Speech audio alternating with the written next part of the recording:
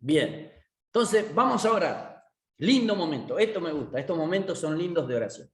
Padre, en el nombre de Jesucristo te damos gloria, honra y alabanza. Te bendecimos, Señor. Te damos gracias, Señor, porque en este día, Padre, hemos vivido infinitas cosas, Señor, que algunas nos han parecido buenas, otras malas, pero sabemos que nada escapa a tu voluntad. Señor, mira que nosotros no entendemos muchas veces tu camino y creemos, Señor, que estamos siendo afligidos, cuando en realidad, Señor Padre de la gloria, estamos siendo procesados para poder pasar a un nivel más alto, para tener un entendimiento sobre tu amor, sobre tu trato, para poder saber corregirnos nosotros mismos a través del Espíritu Santo. Padre, no dejes que escapemos a tu corrección, no dejes que escapemos a tu misericordia, pero por sobre todas las cosas, te amamos tanto, Señor, que necesitamos escucharte, necesitamos tu abrazo. ¿Hace cuánto tiempo, Espíritu Santo, que no nos abraza? Llena este lugar, llena el lugar donde está mi hermana, Señor. Llena el lugar donde está su madre, Señor Padre de la gloria. Ayúdanos, Señor. Ayúdanos a que tú estés presente en todas las vidas, Señor, de nosotros.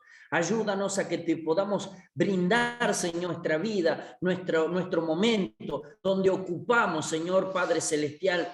Tú eres aquel, Señor Padre de la gloria, que quieres que todos sean salvos, que podamos expresar esa salvación, que no endurezcamos nuestro corazón, Señor, que sepamos soportar a aquel, Señor Padre de la gloria, que todavía está en el proceso. Señor, te damos gracias, Señor, porque tu palabra nos guía, Señor. Tú eres el que nos corrige para bien, Señor. Nuestros padres, dice tu palabra, nos corregían para el bienestar de ellos, para lo que creían que nos convenían, pero tú nos corriges para que seamos participantes de tu santidad. Gracias, Señor, por tu palabra. Bendigo la vida de tu sierva, Liliana Leyes. Bendigo la vida de su mamá. Clamo por su hermana Ramona. Señor, Padre de la gloria, ayúdanos, Señor, para que puedan ver que en nuestro corazón, Señor, Padre de la gloria, mora el Espíritu Santo de Dios. Gracias, Señor, por tu palabra. Ayúdanos a entender cómo trataste a este profeta, a este tu hijo, para que nosotros, Señor, aprendamos los momentos que nos tocan pasar como él pasó. Te damos gracias y te bendecimos en el nombre del Padre, del Hijo y del Espíritu Santo. Amén. Bien. Vamos a ver. El material no lo tenés ahí, ¿no? La Biblia. No, te espero. Material, la Biblia. Yo hoy creo en ti. Jeremías y Lamentaciones. Lamentaciones, vamos a ver cómo son importantes para Dios los niños. ¿Sí? Vamos a ver Jeremías y Lamentaciones. Jeremías, estamos en la página 111. Acuérdese que no queda mucho. Los profetas empiezan a agruparse ahora en pequeños libros, así que ya queda poquito. Esperemos terminar en este mes o al principio del mes que viene. Así después nos vamos a tomar un receso hasta marzo, ¿sí? Así que Jeremías, la página 111 del estudio, mío al menos, no sé el que tiene usted. Y vamos a buscar Jeremías y vamos a leer Jeremías 23:5. Es una parte muy importante que nosotros debemos aprender. ¿Por qué el Señor les empieza a decir palabras proféticas?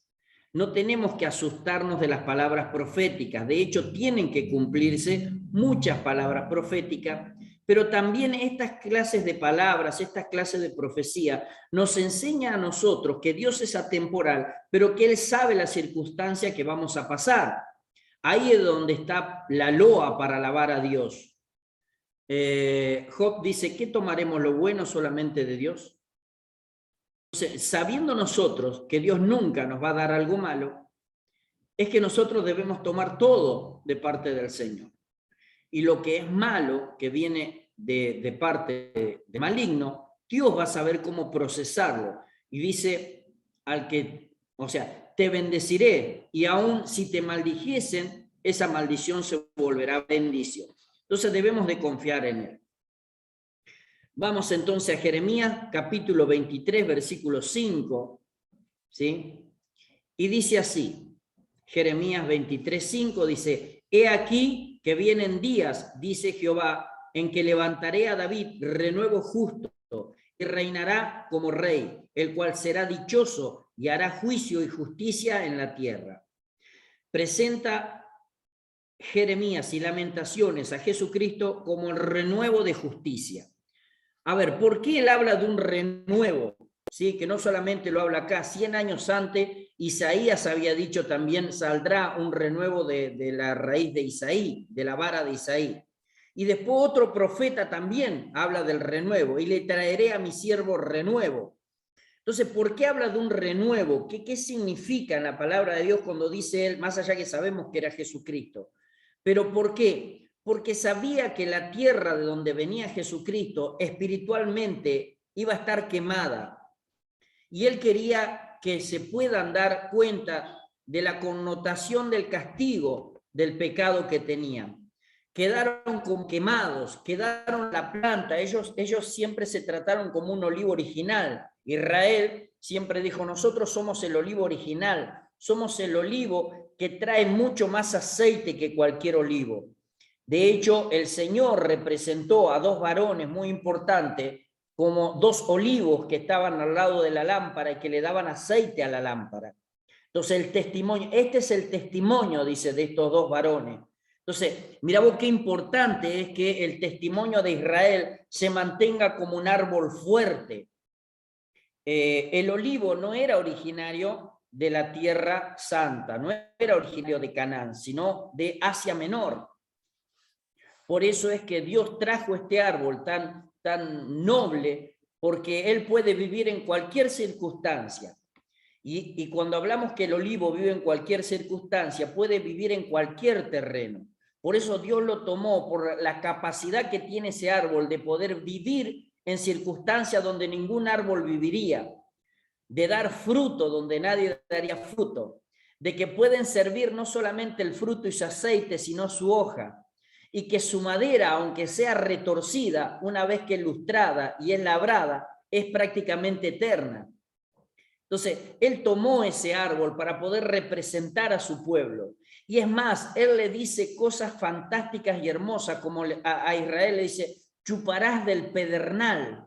O sea, chupar aceite del pedernal es imposible, el pedernal es una piedra durísima. Pero él estaba diciendo, por más durísimo que usted crea en la circunstancia, ustedes serán como un olivo, porque el olivo aún entre la roca siempre sigue sacando aceite. Y eso es lo que debía entender. Por eso cuando le dice, le daré renuevo, es porque quiere que se den cuenta de que estaban totalmente quemados. Y ahora vamos a ver la circunstancia que estaban. Estaban como un plantío que no servía para nada. Pero Dios le dice, aunque ustedes lleguen a ese profundo dolor en su corazón, a causa de su maldad y a causa del castigo que yo les impongo, pero para la transformación de un pueblo, ustedes piensan en sí mismos solamente. Y el profeta le venía anunciando, no piensen en sí mismos, piensen en las generaciones futuras.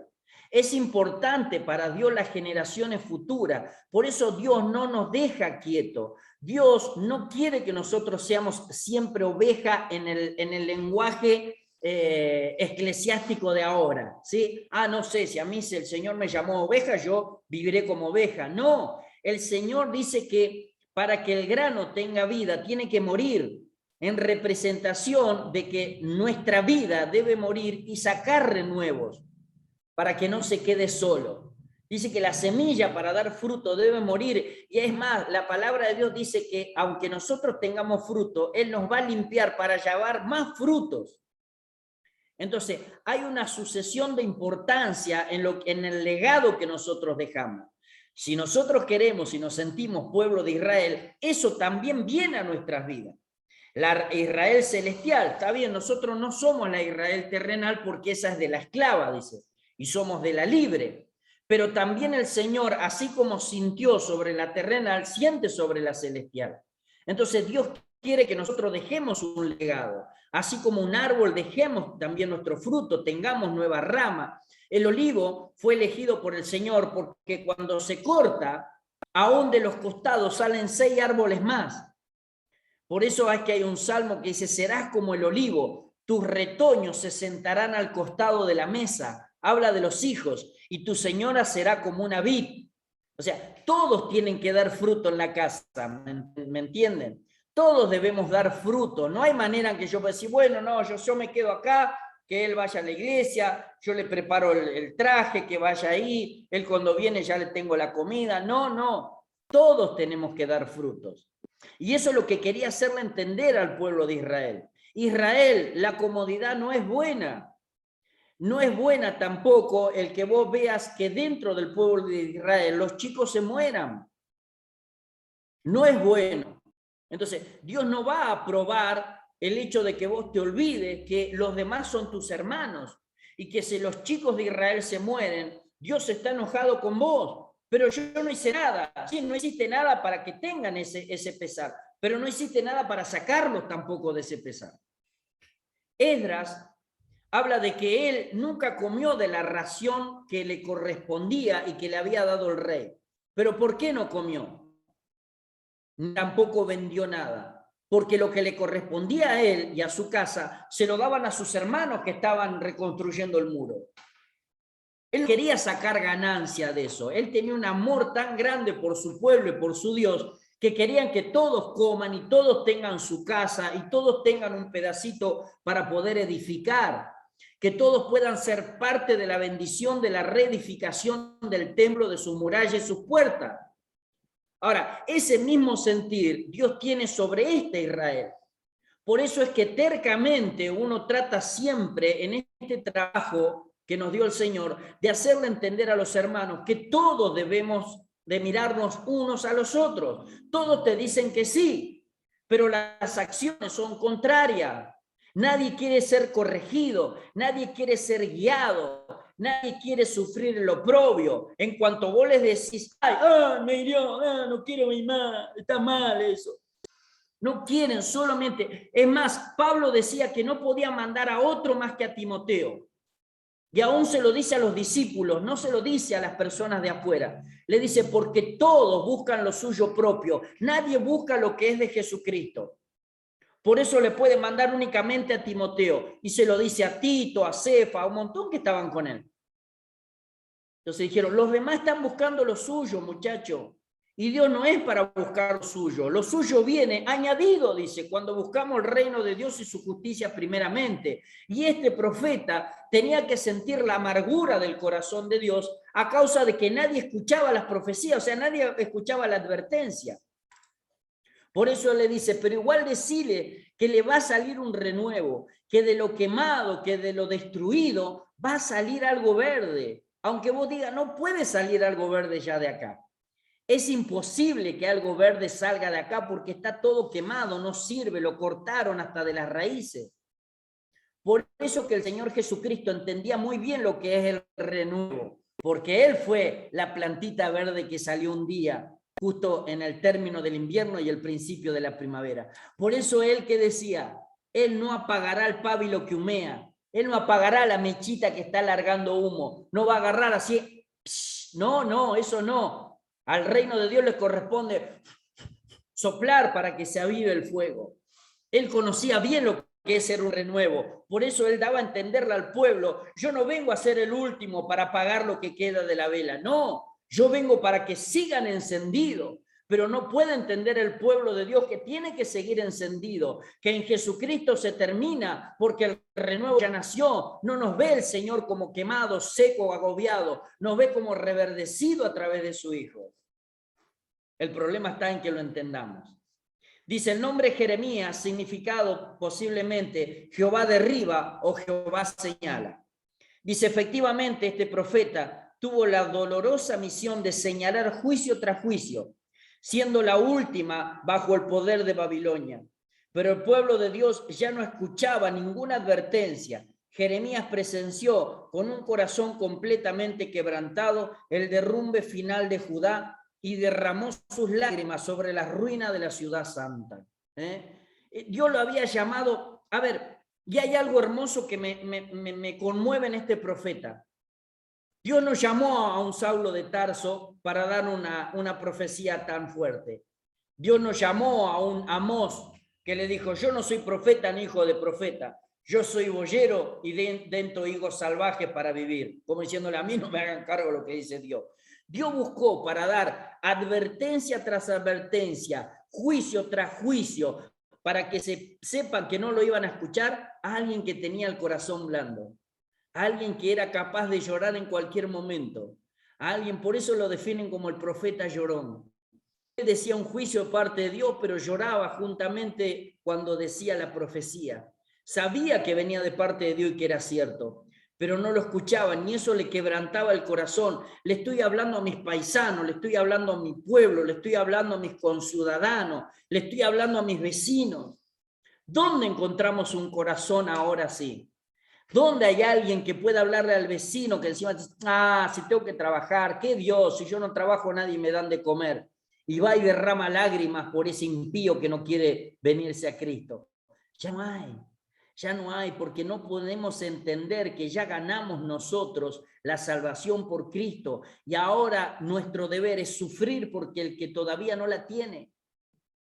Por eso es que muchas veces no sufrimos el oprobio. ¿Cuántas veces le hablé y no me quiere escuchar? Seguí hablándole, porque en algún momento el Espíritu Santo va a hacer algo, porque en algún momento Dios va a tocar su corazón, quizás no por él, pero por ver tu insistencia, por ver tu amor, por ver tu corazón. Capaz que diga, ¿por qué lo estás haciendo llorar a mi hijo? ¿Por qué la estás haciendo llorar a mi hija? Te voy a tocar donde más te duele para que sepas qué es el dolor de mi hija o de mi hijo. Todo leemos cuando dice que había una viuda y había un juez que ni temía a los hombres ni temía a Dios, pero ella venía todos los días y a causa de la insistencia, este juez le dio lo que ella quería. Y todos decimos, amén, amén, somos como ella. Pero ¿cuántos son los que realmente van y le piden al Señor por los demás? ¿Cuántos son capaces de levantar en el día 3 veces oración? ¿Cuántos son capaces de decir, estoy aburrido? No, me voy a orar por alguien. ¿Cuántos somos capaces de hacer eso? Y ahí el problema, cuando nosotros creemos que el tiempo de los profetas se terminó, no se terminó. El hombre sin Dios sigue en su maldad y el hombre con Dios no comprende todo el reino que le entregó el Señor. ¿Quién escribió Jeremías? Dice, el mismo profeta, Jeremías 1:1 dice, las palabras de Jeremías, hijo de Hilcias, de los sacerdotes que estuvieron en Anatot, en tierra de Benjamín. Cuando usted mira Anatot, acuérdese que Conté es la ciudad de Benjamín, que estaba justamente delante de Judá, unos pocos kilómetros, y que era donde estaban las grandes escuelas de profetas. Si es Anatot con C, no, es ahí donde estaban los gigantes, pero es cuando es Anatot con T, es donde estaban las escuelas de profetas. Dice, ayudado por un fiel colaborador de nombre Baruch. Baruch estuvo en todo lo que él le dictaba para escribir. Vamos a ver, 36 capítulo 4, Jeremías 36, 4, para que conozcamos a Baruch. Jeremías 36, 4.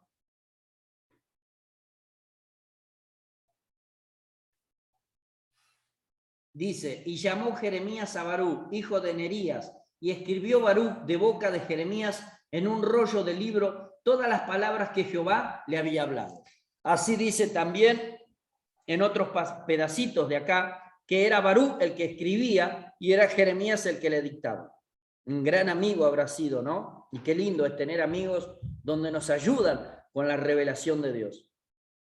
Muchos de nuestros amigos nos ponen peso, pero cuando son amigos en Cristo nos ayudan en la revelación de Dios. ¿Qué te dijo Dios? Y que hagamos esto. Bueno, vamos a hacerlo.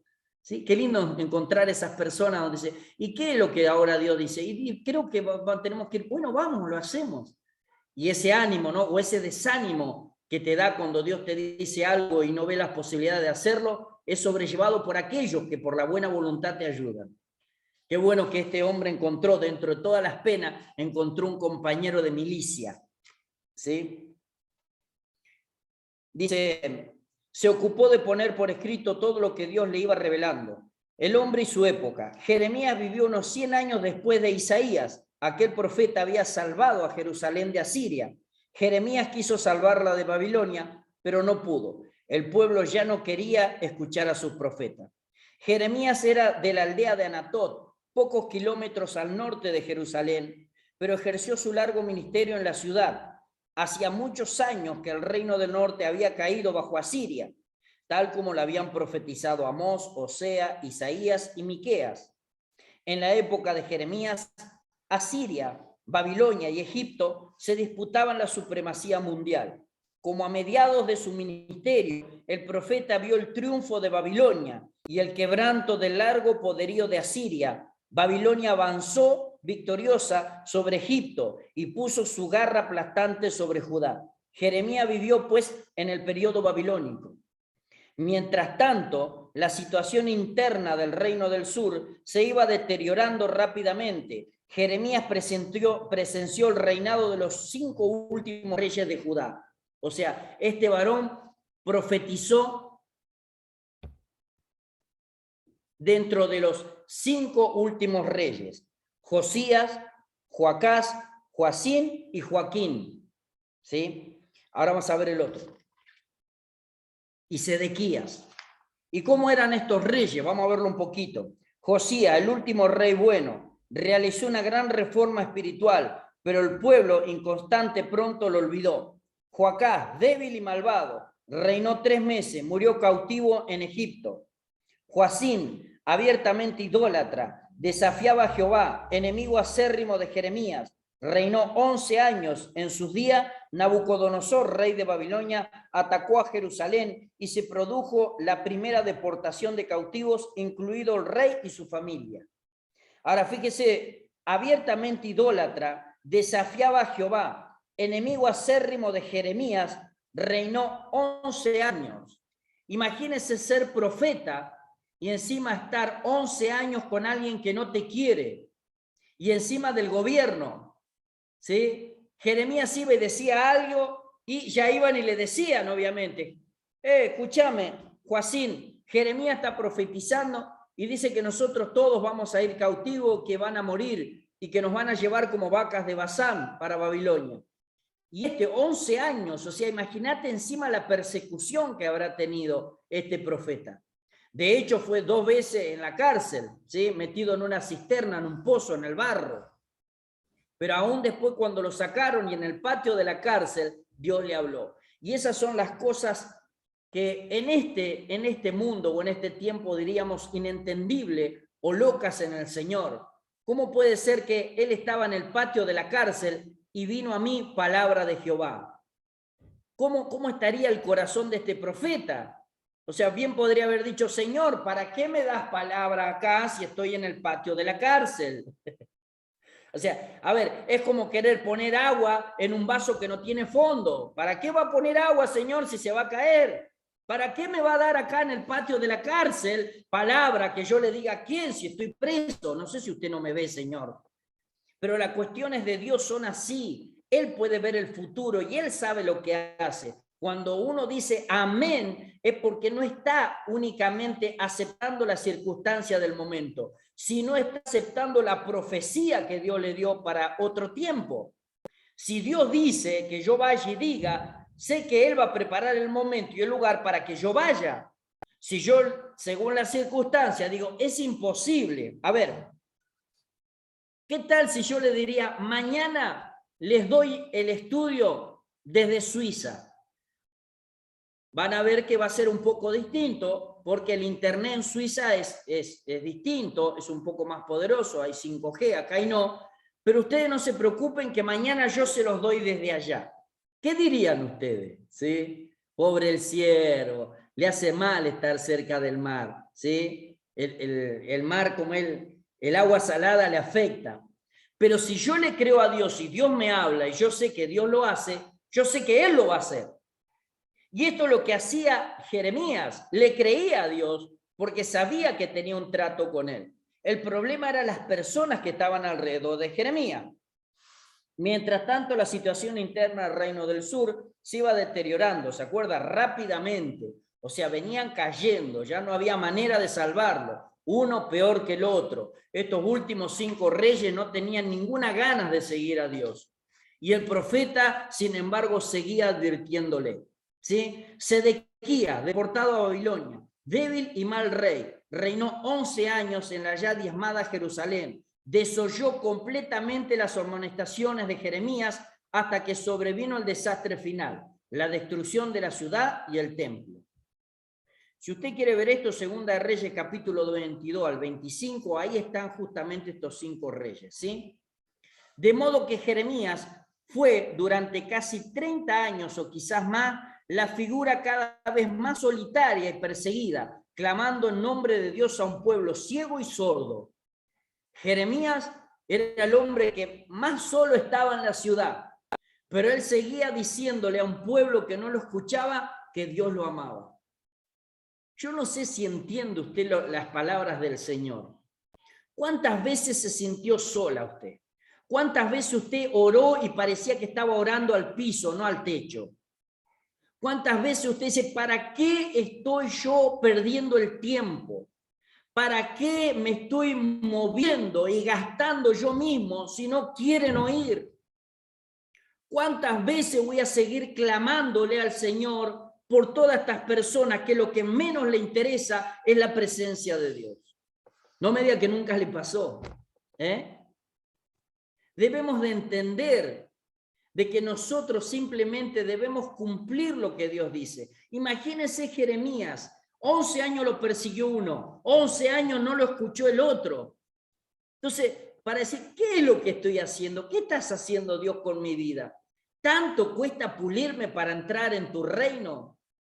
¿Tan limpio debo ser que necesito hacer todo esto? Porque imagínense si a Jeremías le dice, Jeremías, vos sos salvo. Mira, con el tratamiento que estoy recibiendo del Señor, no sé si voy a ser salvo. Y si soy salvo, me gano todas las sillas que están en el cielo.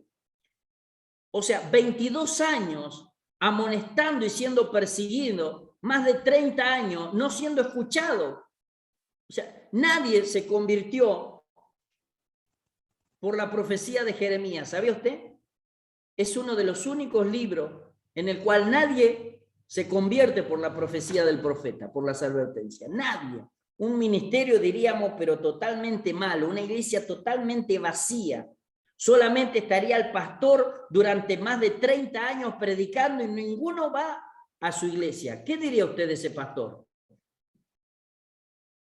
¿Cuánto pecado habrá en esa iglesia, no? ¿Cuánto pecado tendrá el pastor? Y encima el caradura sigue hablando de Dios. Mirá, no hay nadie en la iglesia. Ni los perros se ponen en la puerta, ¿sí? Al costado se ponen los perros, ni siquiera los perros en la puerta. Nadie abre. No sabemos si abre esa puerta porque hace 30 años que no entra nadie. Capaz que ni abre esa puerta si alguien quiere entrar.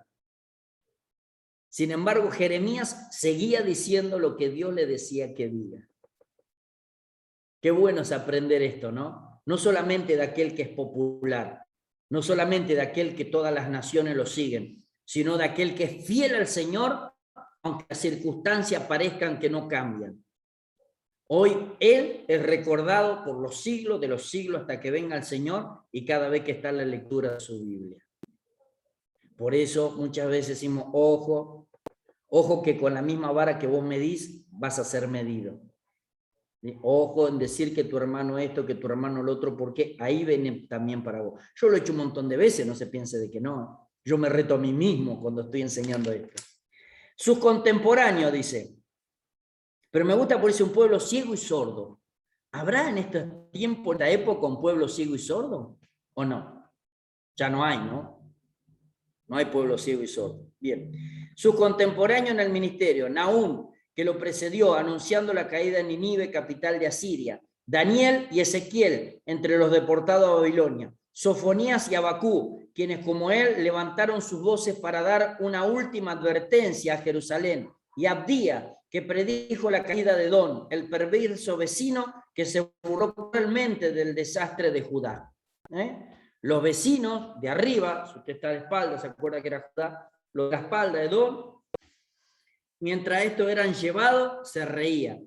Y cuando fueron llevados y quedaron poquito, vinieron y los saquearon encima. 2 veces hizo eso Edom. Una justamente ahí y la otra en el 70 después de Cristo, también ayudó a que los romanos rompan todo. Según Josefo Antigüedades. La palabra clave del mensaje es advertencia. Este libro habla de las advertencias. Miren que Dios dice esto, mire que Dios dice el otro, pero no lo entendieron porque cada advertencia venía también encerrado con un dolor propio del profeta. Fíjese, dice el llamado del profeta, capítulo 1, profecías antes de la caída de Jerusalén, capítulo 2 al 39, profecías después de la caída de Jerusalén, capítulo 40 al 52. Pero vamos a mirar esto, Jeremías capítulo 1, por favor. Jeremías capítulo 1.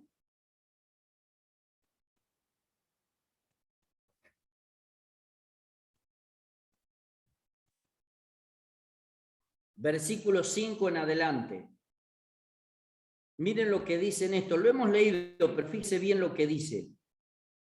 Antes que te formase en el vientre te conocí, antes que naciese te santifiqué, te di por profeta a las naciones. Y yo dije, Señor Jehová, he aquí, no sé hablar porque soy niño. Y me dijo Jehová, no digas soy un niño, porque a todo lo que te envíe irás y dirás todo lo que te mande.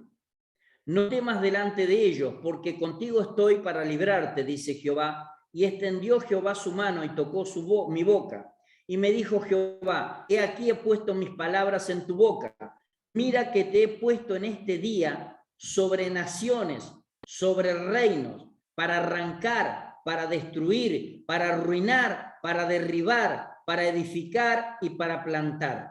La palabra de Jehová vino a mí, diciendo, ¿qué ves tú, Jeremías? Y dije, veo una vara de almendro. Y me dijo Jehová, bien has visto, porque yo apresuro mi palabra para ponerla por obra. Ahora, quiero que entienda esto. Dios le habló y tuvo una conversación con este profeta. Y le dijo algo, Jeremías, mira que yo no te estoy eligiendo ahora. Mira que yo no te estoy eligiendo porque te vi que fuiste 5 veces a la iglesia seguida y porque ayunaste y porque fuiste a la oración y al ayuno de los sábados. No te estoy eligiendo por eso. Te estoy eligiendo porque yo ya te elegí antes que vos seas un espermatozoide. Cuando estabas ganando entre millones de millones, yo dije que vos ibas a hacer algo. Y hoy estoy corroborando de que vos vas a hacer algo si vos querés. Por eso no digas que yo soy niño, porque yo te estoy eligiendo, te estoy esperando hace mucho. Ahora, fíjese lo que le dice que él iba a hacer y sobre lo que lo puso. Te he puesto sobre reino, le dice. Y imagínese el entusiasmo, ¿no?, del profeta cuando empezó su ministerio. Dios me puso, ¿qué? Dice, no temas delante de ellos, dice, te di por profeta a las naciones. Ahora, fíjese esto, mire que te he puesto en este día sobre naciones, sobre reinos. Y le empieza a decir, ¿para qué sobre esas naciones, sobre esos reinos? Para arrancar, para romper, para destruir, para plantar, para juntar. ¿Y cómo iba sintiéndose este profeta a medida que pasaba el tiempo y nadie lo escuchaba? ¿Cómo se iba sintiendo este profeta a medida de que él iba diciéndole las cosas, la advertencia a su pueblo y advirtiéndole a los pueblos vecinos y que con él no pasaba nada? Que nunca arrancó, que nunca sacó, que nunca destruyó, que nunca plantó. ¿Cómo iba estando el corazón de este profeta? Porque encima las promesas que le dan son hermosas y no creo que Dios haya mentido. ¿Cuántos años entonces tuvo que esperar para poder ver y darse cuenta qué significaban estas palabras en su vida? ¿Cuántas veces le profetizaron a usted? ¿Cuántas veces le dijeron a usted, uy, Dios tiene grandes cosas para tu vida? Veo multitudes detrás de ti, madre de millones serás. ¿Cuántos apacentarán? Tu voz será como la del cielo. Y pasan los años, ¿no? Y no pasa nada. Y pasa el tiempo y no pasa nada. Lo que nosotros por ahí imaginamos o decimos, wow, voy a estar en una plataforma inmensa, todos los medios de comunicación me van a estar filmando, todos los flashes vendrán a mi vida. No pasa nada. Por eso muchas veces debemos comprender cómo es el llamado del Señor y qué significan las palabras del Señor en nuestras vidas. Por ahí viene alguien insignificante, alguien que ni siquiera en cuenta lo tenés. Y Dios empieza a orar de una manera en la cual decís, ¿por qué así? ¿Cuál es el secreto? ¿Qué hay que ser para ser tu hijo? Por eso podemos entender al profeta Joram. Dice, Jeremías fue elegido por Dios como profeta desde antes de su nacimiento. Era un adolescente cuando Dios se lo comunicó. A ver, un adolescente, pero ¿cuántos somos nosotros adolescentes espirituales cuando Dios nos elige? Hoy no pudo entrar, estaba por entrar una pastora de Bariloche, de San Carlos de Bariloche, en la cual hace muy poquito la ungieron como pastora. Y encima que hace muy poquito que la ungieron como pastora, hace muy poquito la abandonaron también lo que la eligieron como pastora. En una casa donde se congregan sus seres queridos, sus familiares y unos cuantos vecinos, 20 vecinos en una casa. Y ella se sintió halagada por el Señor. Vino una persona y le dijo Dios que vos sos pastora, dijo Dios que tu hija es salmista, dijo Dios de que vos vas a tener una gran obra. Y a los 2 meses la abandonaron. ¿Cómo se tiene que sentir esa hermana? ¿Era todo mentira? ¿No le habló Dios? ¿Era simplemente un hombre queriendo, o una mujer queriendo hacer ganancia de su vida? Hubiese sido lindo que entre para que ella se los pueda explicar. Y las ganas que tiene todavía de servir, y va a seguir sirviendo, gracias al Señor. Qué bueno, dice, su mensaje de clara advertencia y juicio le costó una vida entera de sufrimiento y dolor. Alabado sea el Señor. Pocos hombres de Dios han tenido experiencia más amarga que este profeta. Hombre, dice, de contienda, de experiencia, de discordia para toda la tierra. ¿Cómo lo llamaban? Hombre de discordia para la tierra, a causa de que simplemente decía lo que Dios le decía que diga. Qué bueno. Durante una de las cortas treguas de Nabucodonosor, dio a Jerusalén, Jeremías, evidentemente agotado, quiso retirarse de la ciudad, de que se le acusó entonces. ¿Y qué sucedió con él? Lo metieron preso. Dijo, basta, Señor, ya no hablo más. No tengo ninguna ganas de hablar más de vos. Capítulo 37. No voy a hablar más con vos. ¿Y qué es lo que sucedió? Vamos a ver, Jeremías capítulo 37.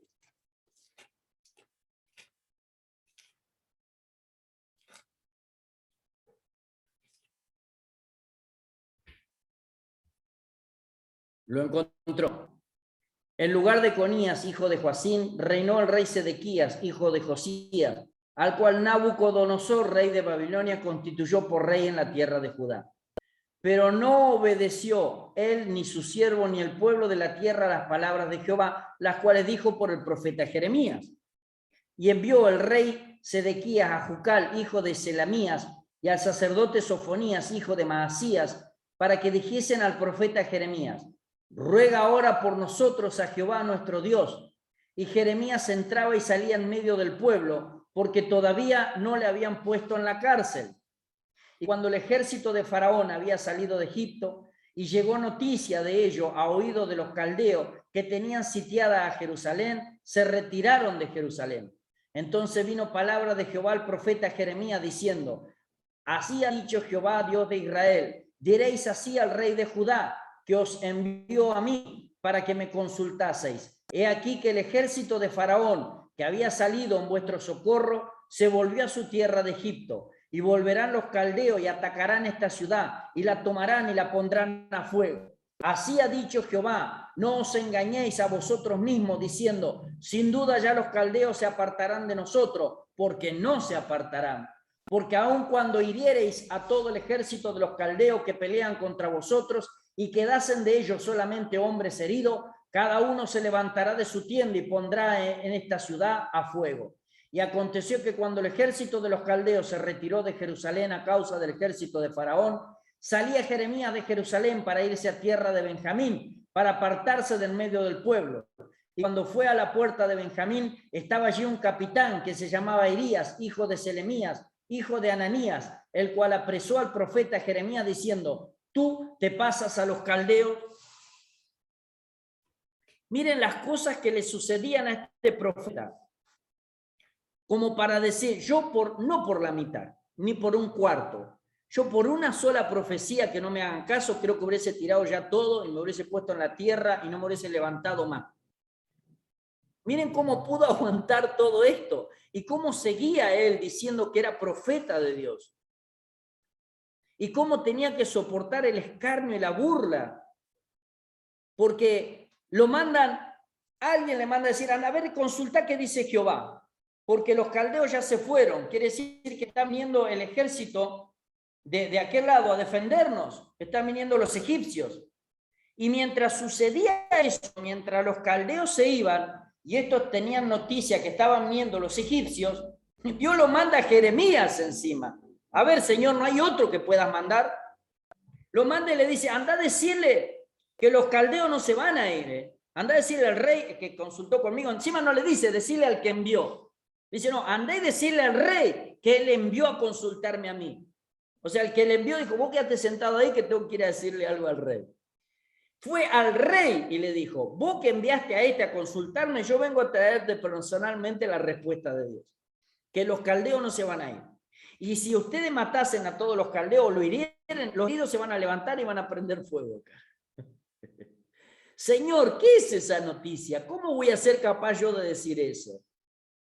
¿Cómo te sentirías vos? Y esa es mi pregunta, porque yo me la hice a mí mismo.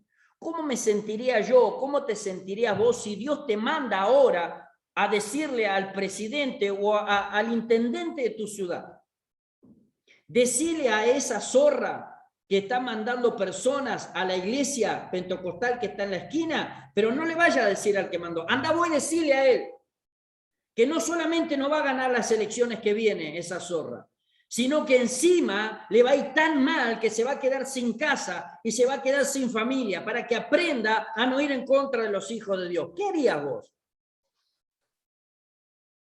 Yo me voy para el otro lado. Yo me voy para el otro lado. No juego. Una nave para Tarsis, ¿sí? Para Marte, peor que Jonás. Para la Luna, el Sol, si habría una nave, ¿no? Deme 5 boletos de ida solamente. Pero mire usted la valentía que tenían estos hombres como para poder ir y decirle, ya había vivido prácticamente 22 años la persecución. ¿Cómo podía ser que todavía este testarudo iba y le decía las cosas? Y sabía que lo iban a meter, por eso todavía no lo habían encarcelado, o sea que él ya estaba sabiendo. Por eso dice, no, me voy, basta, suficiente, se fue. Y cuando se fue y estaba cerca de su casa, Anatot, en la tierra de Benjamín, apareció otro que no tenía nada que ver y le dijo, no, vos te estás pasando los caldeos, los enemigos. No, ¿qué enemigos? Yo no me quiero pasar ningún enemigo, quiero ir a mi casa. Y le dijo, no, vaya, marche preso. Pero yo no me quiero ir a ningún lado, déjame a mi casa. Esa es la valentía que en realidad da la fuerza del Espíritu Santo. El Espíritu Santo es el que nos da esa convicción, el Espíritu Santo es el que nos dice, realmente tenés la posibilidad de hacerlo, realmente lo importante no es lo que te suceda en la tierra, sino lo bello que te mira el cielo, el honor que te da el cielo para que trabajes para el Señor, el honor que los ángeles se pongan a tu disposición, no importa lo que los hombres digan. Dice, no tengas miedo al que pueda hacerle mal a tu carne, teme al que puede mandar tu alma al infierno. Ah, pero ¿quién es capaz de decir, no, no me importa que me hieras? Perseguime, no es nada. Y muchas veces no soportamos nada en nuestras vidas, ¿no? Alguien nos mira mal, alguien nos reta, alguien nos dice, ¿qué estás haciendo vos? Oh, voy a ir al INADI, le voy a hacer una denuncia por discriminación, porque usted, pastor, no está haciendo así. Así no es la oveja. Usted tiene que visitar la oveja y si la oveja tiene necesidad, usted se tiene que quedar con la oveja. ¿Qué pasaría si vivimos en esa época? ¿Qué pasaría si el Señor nos diría eso? Bueno, usted, hijo mío, está bien, tiene razón el pastor, lo vamos a castigar al pastor, no, pero usted tiene que hacer lo que yo le diga. Vaya y diga lo que yo le estoy diciendo a él. No, soy una oveja, no tengo ministerio. Las palabras del Señor son eternas y eso es lo que debemos entender. ¿Qué sucedió con Sedequías? ¿Qué sucedió con la ciudad del pueblo de Dios? Fue, obviamente, como dijo el Señor, cautiva a Babilonia. Advertencia tras advertencia, dice. Las profecías del libro de Jeremías no están dispuestas según el orden cronológico en que fueron dadas. Forman 2 grupos. Dice, las que se relacionan con Judá y las que se dirigen contra las naciones vecinas y enemigas. Las predicciones concernientes a Judá se agrupan de acuerdo con el rey vigente. de esta manera. Profecía en el reinado de Josías, la caída de Jerusalén, unos 30 años más o menos. Profecía en el reinado de Joaquín, unos 20 años antes de la destrucción final. Dice profecías en el reinado de Sedequía, las últimas advertencias, la caída de Jerusalén. El libro está escrito para que nosotros podamos entender cuántas advertencias fueron dadas a cada uno de estos 5 reyes. Él tenía un amor muy grande por sus vecinos, por su ciudad, por su nación. Él lloraba porque sabía de que Dios no estaba bromeando, que estaba diciendo una realidad muy grande. Él sabía que después iban a venir, porque le dice, y nacerá un renuevo. Recién estaba explicando que era un renuevo. Él sabía muy bien de que adelante había, obviamente, esperanza de la gloria de Sión. De hecho, Jeremías 33:3 justamente habla de eso, de la restauración de Israel. Pero él no quería que sufran ahora. No había necesidad de sufrir. ¿Por qué no me escuchan? ¿Por qué no escuchan lo que Dios le dice? Porque no hay necesidad de sufrir. Yo lo veo tan actual a todas estas cosas. Desde el gran maestro y mucho más tiempo antes que los hombres descubriesen y sistematizaran la ciencia de las enseñanzas, él ya usaba el método sumamente efectivo para hacer perfectamente comprensible su palabra. ¿Por qué? Él usó en cada una de las advertencias, usó la zorra, usó los animales, usó también los higos, usó un cinto podrido. Pero lo primero que le dice a él, no sé si se acuerda usted, ¿qué ves? Le dice. Y él dice una vara de almendro. ¿Sabe por qué Dios le mostró una vara de almendro? Porque vi en muchas iglesias que decía año de la vara de almendro. De hecho, acá tenemos una muy cerquita que dice año de la vara de almendro. Y dije, ¿alguno sabrá por qué Dios le mostró una vara de almendro? ¿Habrá interpretado bien lo que dijo el Señor? Porque el Señor le dice, sí, has visto bien, porque voy a acelerar mi palabra para que se cumpla. El almendro era el primer árbol que florecía en la tierra de Canaán. O sea, que Dios le estaba mostrando que iba a ser primero su palabra antes que las demás. Por eso, ¿qué ves? Una vara de almendro. Bien, así como el almendro florece primero, así mi palabra se va a cumplir primero. ¿Y qué se iba a cumplir? Que Judá iba a Babilonia, que iban a ser cautivos, que los reyes iban a ir muriendo, que sus hijos no iban a reinar. O sea, no era una palabra. Por eso cuando dice el año de la vara del almendro, yo no quiero juicio de Dios, quiero misericordia de Dios. Yo trato de hacerle caso a las advertencias del Señor para no pasar por un juicio ni pasar por una mala experiencia. Por eso muchas veces debemos de interpretar muy bien la palabra de Dios. Pues sí, la vara de almendro, la vara de almendro. Yo no quiero la vara de almendro. Yo quiero la misericordia de Jesucristo. Si la palabra de Él se acelera, es para que se cumpla lo bueno, para que se cumpla lo bueno, lo lindo que tiene la palabra del Señor. Misericordia quiero, dice. Por eso me encanta cuando Jesús interpreta muy bien las palabras de su Padre. Misericordia quiero y no juicio, le dice. Por eso le dice, digo yo, no en contra de su Padre, sino extendiendo la misericordia. Habéis oído que amá al enemigo y aborrecé al enemigo, mas digo yo, mas yo digo en el castellano perfecto, amá a vuestro enemigo, le dice. Orá por los que los persiguen, por los que los ultrajan. Si alguien te pide la capa, dale el sombrero. ¿Sí? Si alguien te dice que le lleve 1 kilómetro, llévaselo 2 kilómetros. Extiende la misericordia.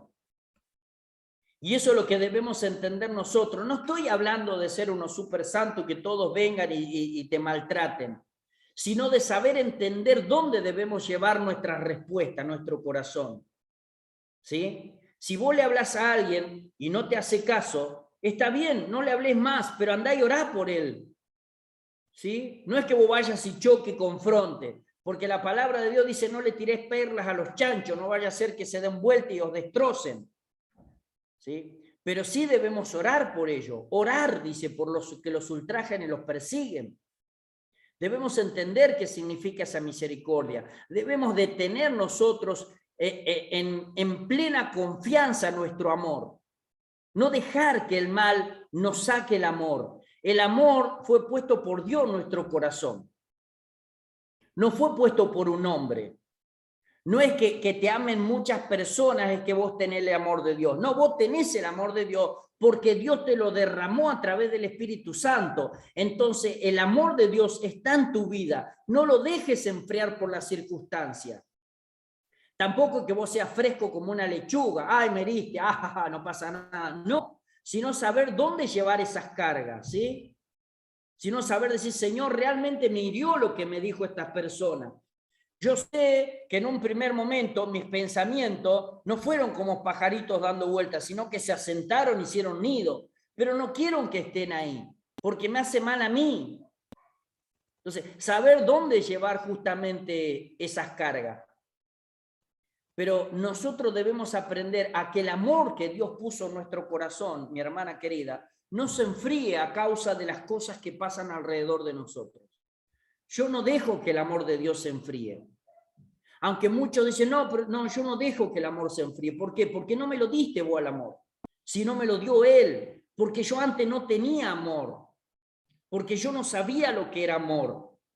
Pero lo descubrí cuando Jesucristo mandó a uno de sus hijos, cuando me abrazó, cuando me dijo, Dios te ama, cuando yo creí que no me iban a recibir bien y me recibieron bien y me dijeron, no, acá es un lugar donde te amamos, donde no importa la circunstancia que estés viviendo, sino el amor, el arrepentimiento y el poder venir a la casa de Dios.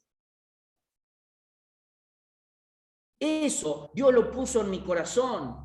Y día a día trato de que nadie pueda llegar a ese amor para arruinarlo. Sí lo puedo dar, pero no para que puedan venir a arruinarlo. Porque el que me va a dar cuenta, el que me va a pedir que le rinda cuenta, va a ser Dios, porque no me lo dio un hombre. Si fuera simplemente el amor de una mujer, es tan transitorio. Pero como es el amor de Dios, es eterno. Entonces es ahí donde uno sabe cómo se da cuenta usted de que no deja que el amor de Dios se enfríe en su vida. Cuando usted tiene un deseo en clamarle al Señor a la mañana. Cuando usted se despierta y dice, no puedo salir sin primero hablar con mi Padre. No puedo dar un paso afuera si no puedo encomendarme al Señor. Es imposible que alguien que tenga el amor de Dios no diga eso a la mañana. No puedo dejar primero de poner mi circunstancia delante del Señor. De eso se trata el amor del Señor. Nuestra vida está encomendada a Dios. No puedo. Hay cosas que no podemos, hermana querida. Yo sé que usted también siente lo mismo. No puedo sentarme a mirar. Quizás a las personas dirán, pero este está pobrecito, está trastornado con la religión. Pero no puedo ponerme a sentar a mirar una película si primero no hablé con el Señor. ¿Sí? Me siento que estoy defraudando, que estoy fallando, me siento que estoy perdiendo el tiempo, siento que en mi vida se te empieza a tener un vacío porque es como que algo me tira, como que algo que me dice, ¿no te estás olvidando algo importante? No deje que el amor de Dios se enfríe. Vuelvo a decirle, el amor que está en su corazón lo puso Dios y Dios quiere que usted lo acreciente día a día. Mire, dice, ¿has visto alguna vez nacer un brote nuevo de las raíces de un árbol destruido y quemado? La familia real, la familia de David, hermoso árbol, había sido destruida, los príncipes llevados cautivos, muchos de ellos asesinados cruelmente. El majestuoso árbol real yacía por tierra, quebrado, deshecho, quemado hasta las raíces. Junto a sus ramas abatidas morían también las esperanzas, agonizaban la expectativa de muchas generaciones. De toda una nación esperaba ver elevarse de ese árbol a aquel deseado hijo de David, el glorioso rey que vendría a salvar a su pueblo y a establecer un trono inconmovible y perfecto. Pero en medio de semejante desolación, Dios anuncia, he aquí que vienen días, dice Jehová, en que levantaré a David renuevo justo. Unos 100 años antes, Isaías había recibido la misma revelación. Saldrá una vara del trono de David, de Isaí, y un vástago retoñará de sus raíces. 100 años después, de Jeremías, Zacarías anunció, aquí yo traigo a mi siervo el renuevo. Siglo después, en la ciudad de David, nacía un pequeño en medio de la noche. El renuevo había aparecido. La vida brotaba de las viejas raíces. Dios cumplió. Generaciones tuvieron que pasar, pero Dios cumplió. Y por ese cumplimiento del Señor, nosotros estamos vivos. Porque Dios no se olvidó de nosotros, estamos vivos. Quizás en aquel entonces, imagínense si a Jeremías alguien se le acercaba y le decía: Jeremías, vení, tengo que hablar con vos. Sí, ¿qué me quiere decir? ¿Sabes que dentro de 1600 años, 2000 y pico, van a ser una generación que va a poder ver el renuevo y va a ser salva por ese renuevo? ¿Sabes que dentro de 2000 y pico de años va a haber generaciones donde van a poder aceptar ese renuevo y ese renuevo les va a dar vida eterna? ¿Qué cree que diría Jeremías? Diría: ¿y a mí qué? Aparte, ni siquiera serían de este pueblo. O diría: entonces no es en vano que yo les advierta. Entonces no es en vano que yo profetice. ¿Qué pasaría si a usted le diría que todavía faltan generaciones por salvarse? ¿Por qué nos callamos? ¿Cuál es el problema de nosotros? Si todavía Dios tiene mucho pueblo en esta ciudad. Mire, vamos a leer Lamentaciones.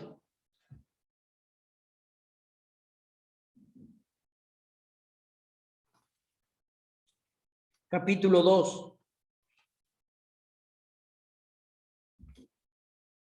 Lamentaciones, capítulo 2. Versículo 19.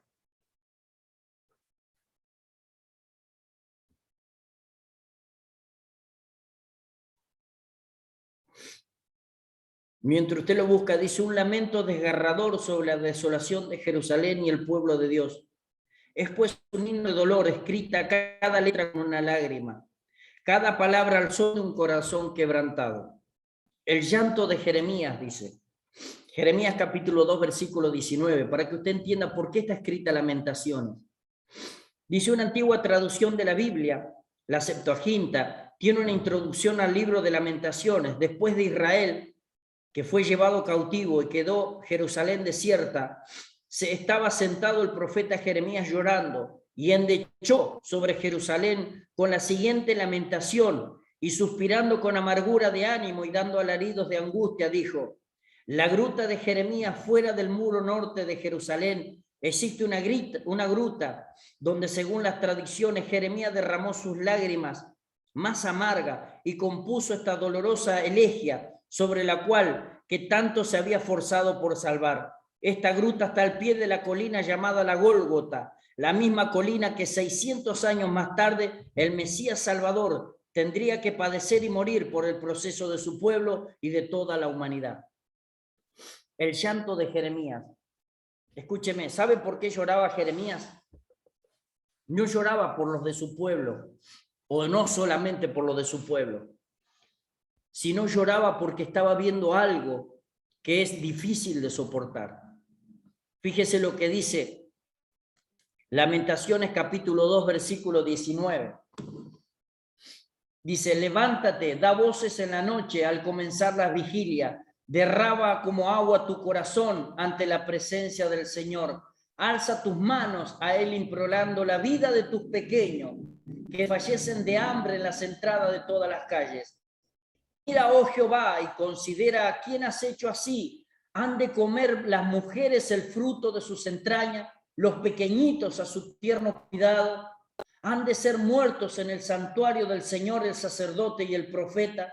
Niños y viejos yacían por tierra en las calles. Mis vírgenes y mis jóvenes cayeron a espada. Mataste en el día de tu furor, degollaste, no perdonaste. Has convocado todas partes mis temores con el día de la solemnidad.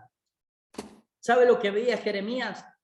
Que los niños se morían de hambre a causa del pecado de los mayores. Los niños se morían de hambre. ¿Y saben qué es lo que está diciendo? Las mamás se comían a los bebés. Por eso Jeremías lloraba, por llegar a ver semejante situación, en la cual poder llegar a ver la desesperación humana para poder llegar a ver eso. Este no es mi pueblo, diría.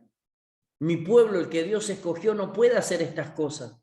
No puede ser que el pueblo de Dios elija esto y no la misericordia de Dios. Mis hermanos queridos, es lo mismo que hoy. No puede ser que mi ciudad elija un montón de personas que no quieren a los niños y lo aborten y hayan una ley que permita que los niños se maten cuando tienen vida. No, no puede ser. Este no es mi ciudad, esta no es mi nación, en la cual se casan hombres con hombres y mujeres con mujeres y tratan de hacer a los niños que nacieron varón que sean mujeres si ellos quieren. Este no es mi pueblo, esta no es mi ciudad, esta no es mi Argentina. Pero ¿cuántos Jeremías podemos encontrar? ¿Cuántos podemos tener el corazón endechado a causa de la maldad? Este no es mi pueblo, que discrimina por si alguno se puso una vacuna o no se puso una vacuna. Este no es mi pueblo, que son capaces de no ir a ver a sus padres porque el mundo le dijo de que están infectados con algo. Este no es mi pueblo. Este no es el pueblo de Dios. Vamos a orar. Padre, en el nombre de Jesucristo te damos gloria, honra y alabanza. Te bendecimos, Señor. Clamamos ante ti misericordia, Señor. Misericordia nuestra angustia, Señor. Misericordia, Padre, nuestra rabia, Señor. Misericordia, Padre, nuestro dolor. Porque sentimos, Padre, de que somos inútiles, que no hemos llegado, Señor, a nadie, que no hacemos nada, Señor, Padre, por estos que se pierden, por estos que se van, por estos que el mal, Señor Padre, se ha arraigado tanto en el corazón, Señor, que son insensibles a la muerte, Señor, de sus seres queridos, aún insensibles a la muerte de sus prójimos, Señor. Gracias, Señor, por Jeremías, papá. Gracias por Lamentaciones. Gracias, Señor, por el amor que has derramado en nuestras vidas y en nuestros corazones, Señor, Padre de la gloria. Haznos nuevo cada mañana, Señor. Igual que tus misericordias, haznos nuevo cada mañana para que podamos tener tu amor fresco en nuestras vidas y en nuestros corazones, Señor. Aprendamos de ti cada día, Señor, en el nombre de Jesús. Te doy gracias, Señor, por mis hermanos. Bendigo su vida, Señor. Bendigo la vida de cada una de mis hermanas. Bendigo la vida de Carmen. Bendigo la vida de Liliana, Señor. Bendigo sus hogares, sus seres queridos, Señor. Bendigo aún el lugar donde están, papito lindo, su entrar, su salir, su canasta. Gracias, Señor, por todos nuestros hermanos, papá. Ayúdanos, Señor, a poder entender, Señor, Padre de la gloria, este camino tan hermoso que tú, Padre celestial, nos permites y nos das el honor de poder transitar contigo. Te damos gracias, Señor, te bendecimos, Padre, bendecimos tu palabra, en el nombre del Padre, del Hijo y del Espíritu Santo. Amén. Si alguno tiene una pregunta, mis hermanas queridas, clase número 12. Hoy pudimos tener un aprendizaje muy bonito sobre este profeta llorón, que yo me parezco al profeta llorón, ¿no? Pero bueno, gloria a Dios. Clase número 12, ahora se los voy a pasar.